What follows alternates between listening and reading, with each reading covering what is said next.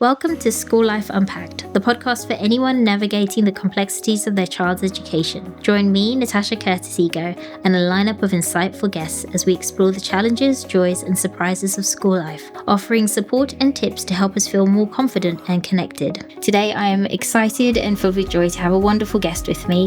So without further ado, could you please introduce yourself and tell us a bit about your role? Hi Natasha, my name's Hera. I'm the Early Years SEN and Advisory Services Manager at Southend City Council. Been here for coming up for over 9 years, be 10 years in January. My role here, I manage a team of advisory support workers and advisories, they're called SEND advisors. Their role is to respond to notifications from health that there may be a child in the community with a special need, and they also respond to setting requests for support.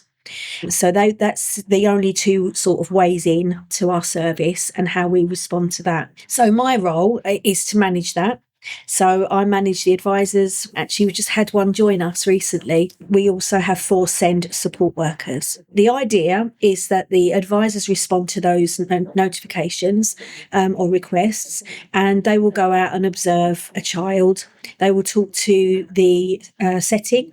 They will talk to the parent. They may very well observe the child. More often than not, they will. And then they will write a report with recommendations in. They'll also talk to the parents and talk to the setting, because the idea is for us to be able to ask the parent and ask the setting what it is that they need support from. What do they actually need from us? Because we want to create a support package that meets the needs of everybody. So if we are going to work in a child's home, so maybe the child is not in a setting yet and the notification has come from health that the child may have SEN, we will go out to the family's home and we'll meet with the parents and we'll meet the child, and we may decide that with the parent that we would come in and do some work, a block of support, maybe 6 weeks, but that can be extended with the parent to kind of support the parent in supporting the child's development. So that's kind of the way that we work as a team, and my job is to manage that, is to make sure that everybody is doing the best that they can possibly do, and that we are meeting the needs of the families and the settings as well. What kind of support can be offered? Again, talking about the home support, that support will be a case of one of the advisors or the support workers going into the family home. Because the children are so young, everything is done through play. Okay. So firstly, we will identify the next steps for that child. So where the child's at the moment, that's really important to get a baseline of where the child is at. And then we talk to parents, and obviously using our knowledge of child development, where the parent would like the child to be next. We'll ask a simple question: what would you like your child to be able to do next? Okay. And they will tell us what they would like them to do next. Also, if the child is known to any other outside agencies, for example, the Lighthouse Centre, so physio or speech and language, they may very well have a report and recommendations and targets within that. So we would work with the family, the parent, to unpick all of that and find a way through play of developing that skill or reaching that target or outcome. And we would model that. We would take toys, we'll bring that out in the child that will encourage that child to play and develop that skill. And we will model that and support the parent to eventually, because the idea is to empower the parent and empower the setting to be able to do that for themselves. So we're there as an advisory service, but we really want to pass that skill set on so that the parent and the setting can do that. Once your child is in a setting, so your early years, so is that from birth until 5? Yes. Okay, yeah. So you'd go into nursery or childminder care, or do you go as far as reception? Or? We do. Okay. We follow the child right through to the end of reception. And then after that, we hand over to the specialist teaching team if that's needed. So with a child who is in nursery who's just about to transition into reception, could the setting then come back to you and say, oh, we're about to transition a child? Will they ask for more advice on how to allow that to be as smooth as possible? Is that something that you do as well? Absolutely. We actually put training on for settings to support them to be able to manage those transitions effectively. We also work with the schools, the receiving schools, where we have a child with complex needs on our caseload. We would support the setting to arrange a transition meeting with the receiving school and the parent and any other agencies that are involved. And that would happen in the May, June time. The idea of that is to make sure that the child and the school have everything they need to support that child from day one, so that first taste of reception is as positive as it can be and the child is well supported. It's also because we don't want schools to be anxious about meeting the needs of an individual child. We want them to feel fully confident that they have everything they need, including our team, to be able to transition that child across and for that to be a very positive experience. And equally, we want to support the family, the parents, because for every parent, whether their child's got special needs or not, it's an anxious time. A child moving from an early year setting into school, it's a big thing, it's a big day, and it's a big future. We support settings with managing the children with SEN, with their transition. So we provide training and resources to be able to support them to do that. But again, going back to the original point, it's about empowering and supporting settings to be able to do that for themselves. This year, we've seen a big difference in our service actually not needing to be so involved as we have been in previous years. A lot of schools they've taken the initiative and they've approached settings themselves, and which, I mean, obviously this is reported to us by settings. Settings are saying that they feel very equipped, very confident in managing transitions.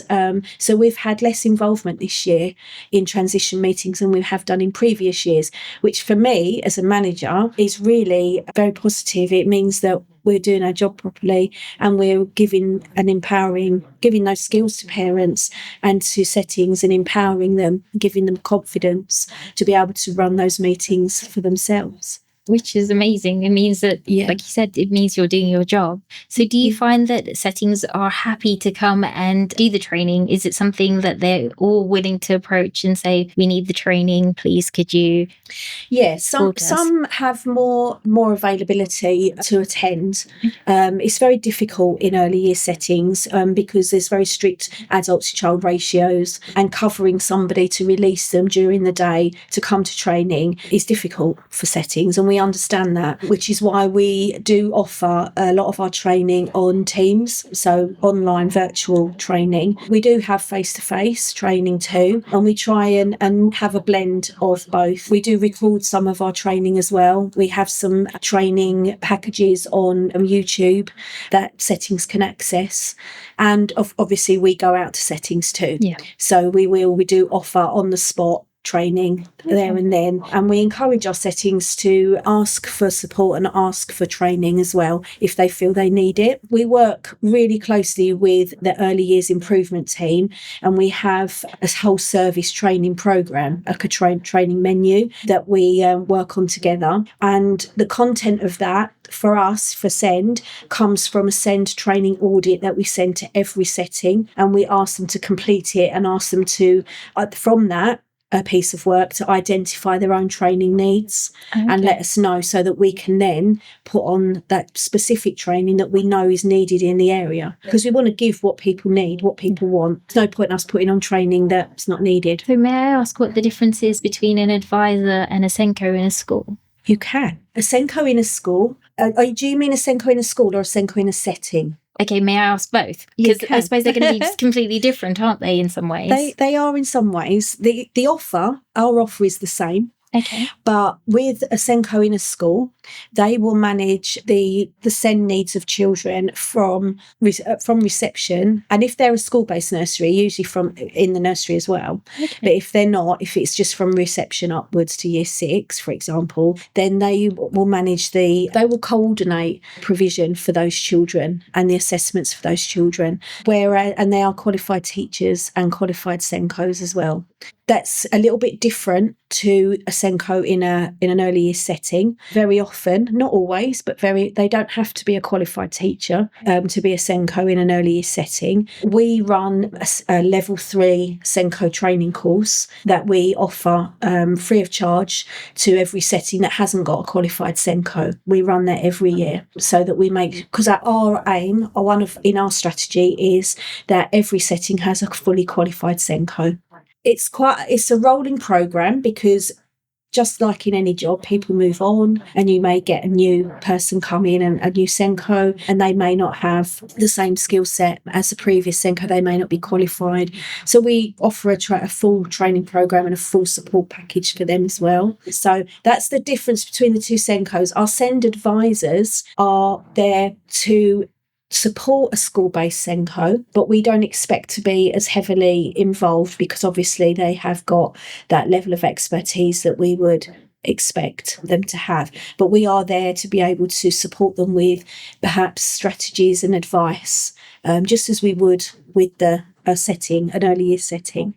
So our support in an early years setting, the difference between that and a Senko is, in an ideal world, shouldn't be very much different. Okay.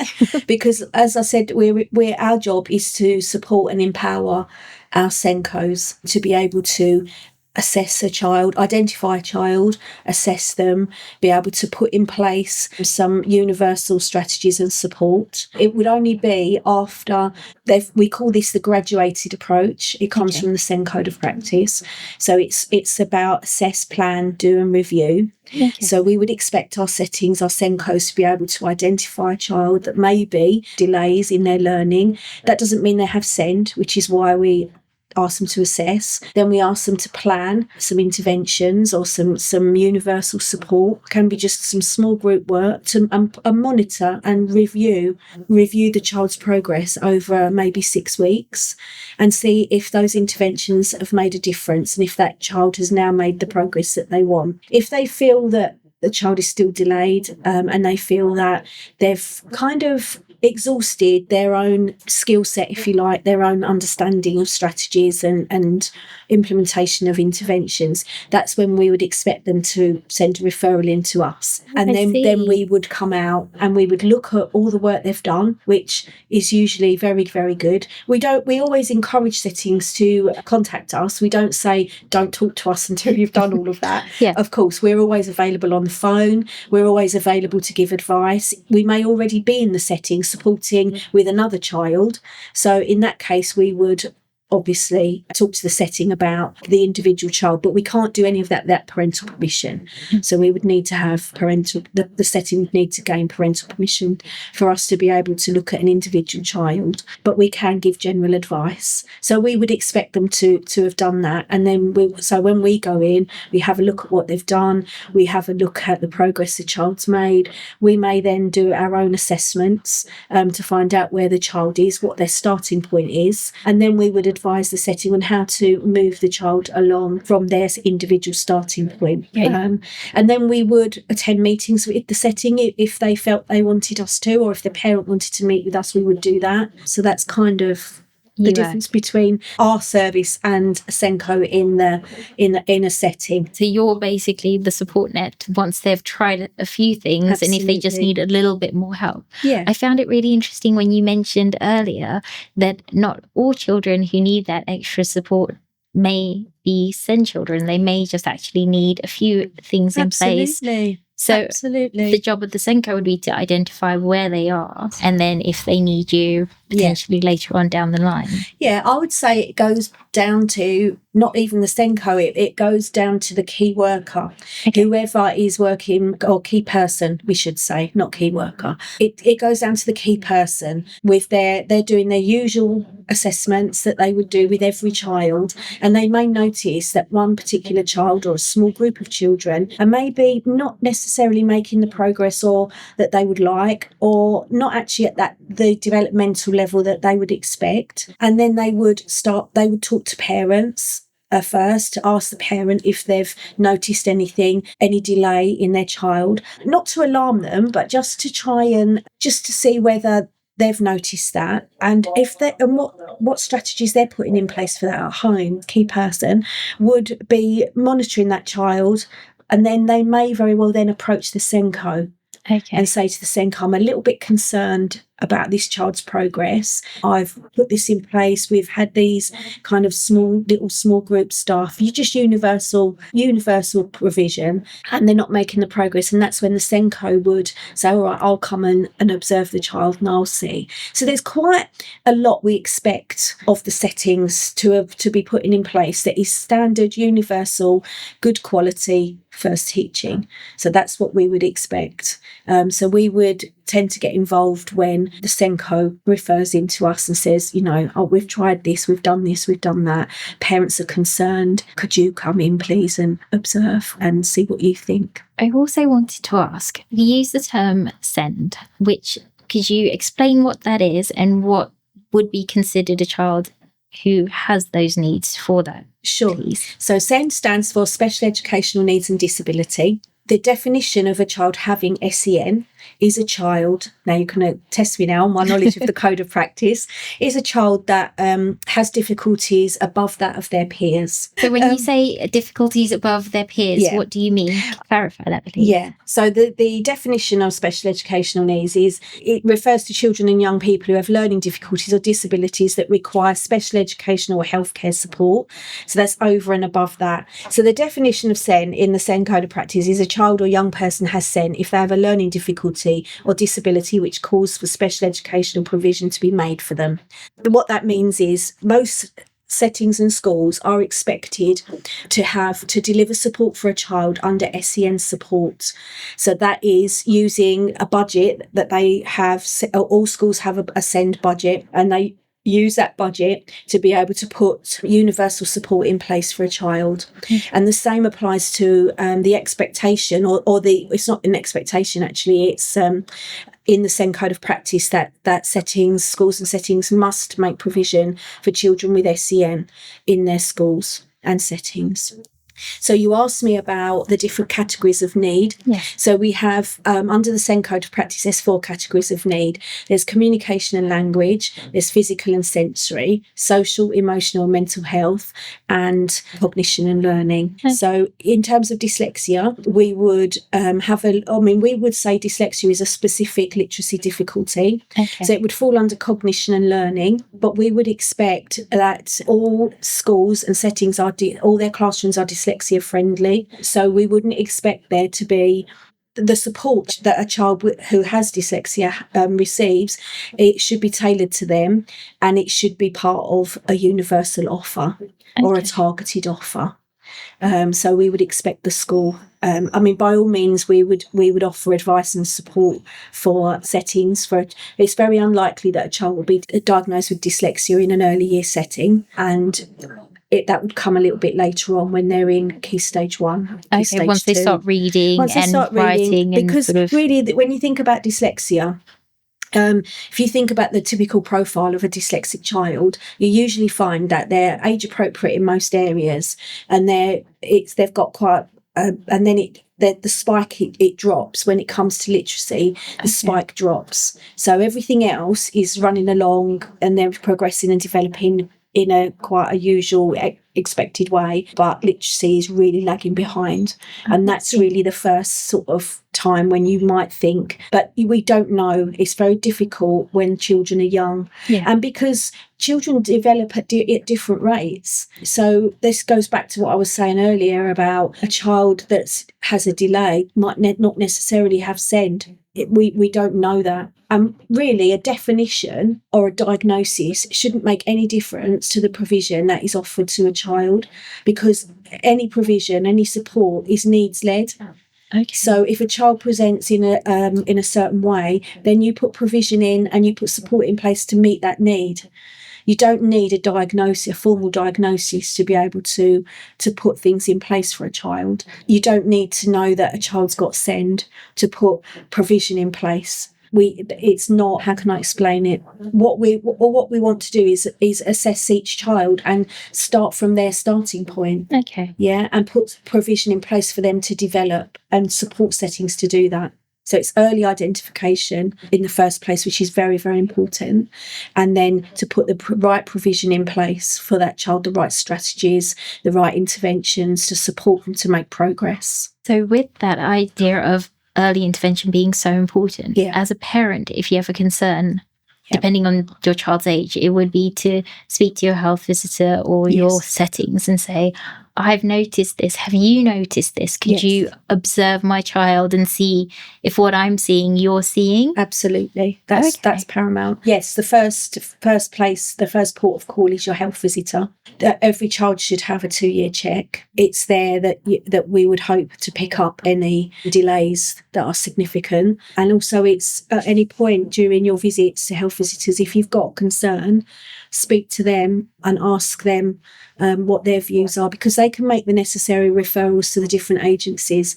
So they can make a referral to speech and language if they feel that's appropriate, or to physio, OT, any of, or even to a paediatrician at the Lighthouse Centre. And they can make a referral, a notice via Section 23 to us, so that we would be made aware of a child in the community that may have SEN. Okay, and then you, like you mentioned earlier, you can go in and support the parents and empower them to be able to best help with the child's development. Yeah, definitely. See, what a wonderful service you provide. And it's really amazing that we have had the opportunity to sit and talk about it, because I feel like I know a little bit more, and hopefully everyone listening knows a little bit more, because sometimes we feel like schools are maybe on their own or we're on our own, but actually we're not as isolated as we need to be. Not at all. There is, I mean, I can only talk about Southend because that's where I've been for the last 10 years. But the code is obviously a national code and the same principles apply everywhere.